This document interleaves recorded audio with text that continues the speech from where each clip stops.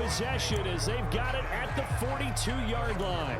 First possession of the third quarter, an interception, so maybe a second-half tone setter. Indeed, and not the tone they wanted to set. That's the equivalent of running out the wrong door and running into your pool instead of running out onto the field.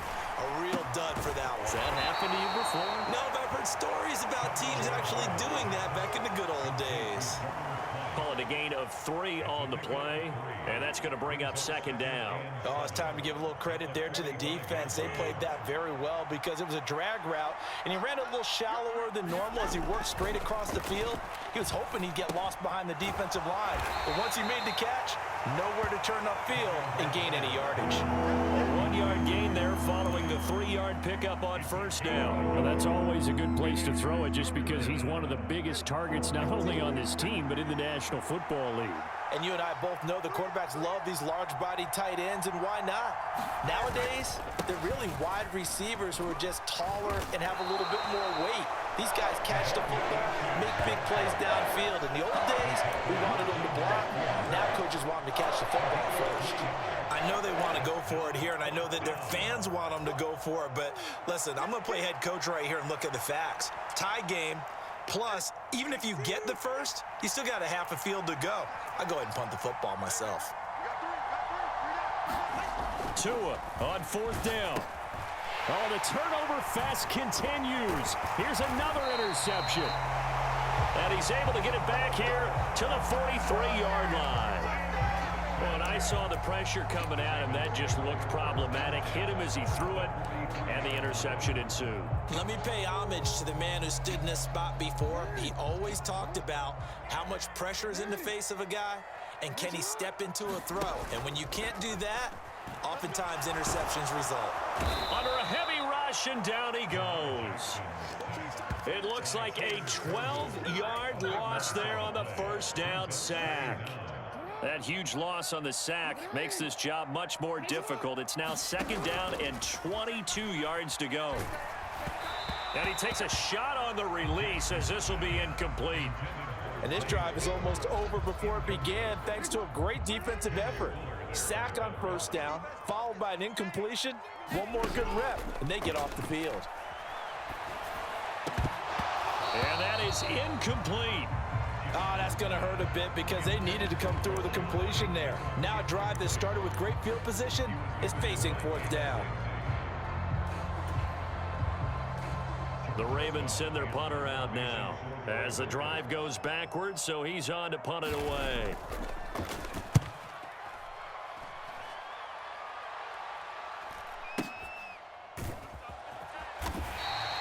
Yeah, he was looking for the checkup bounce, didn't get it. That scoots all the way into the end zone now for a touchback.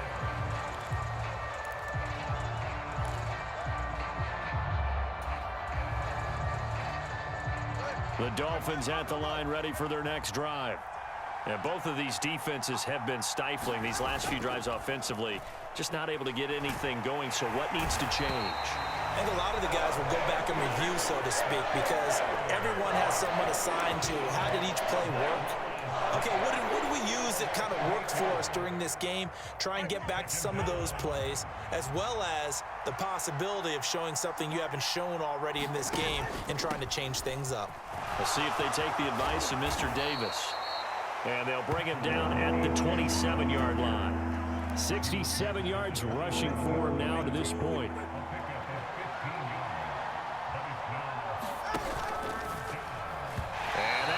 To be, it's incomplete, so they couldn't hook up as time has now run out on this third quarter of play. Back now in Baltimore.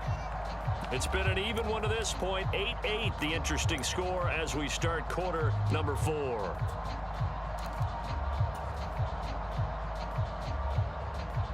Tie game, fourth quarter, and they're going for this thing on fourth down. They're going for it. Here's Tua with it. A short throw there. That's to Smythe, the tight end. And he'll be taken down, but he does have first down yardage. Well, we kind of looked at each other as they decided to go for it, but in the end, great execution, a 6-yard gain, and it all works out. Tua now on first down.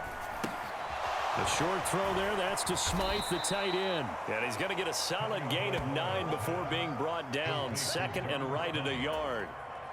Coaches always harp on the quarterback reading the defense and getting it to the open man. That's good recognition there. And how about what he did after the catch?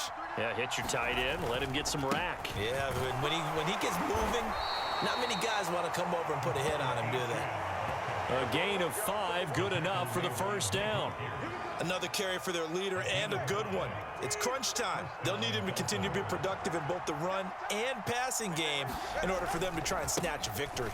On first down, back to Achane. And he's going to take this ahead for right around 3 yards, but no more than that. Second down. From just shy of midfield, here's a 2nd and 7. Looking to pass. Tua. A short throw there, that's to Smythe, the tight end. 5th catch of the afternoon, and that gives him a first down. Many different ways to create space, but on that play, he did it with that big, wide body of his. Didn't get a whole lot of yardage on the play, but it did what it was supposed to. Pick up a first down. On first down, Tagovailoa. Oh, he's going to let this go for the end zone. He's got it. Touchdown.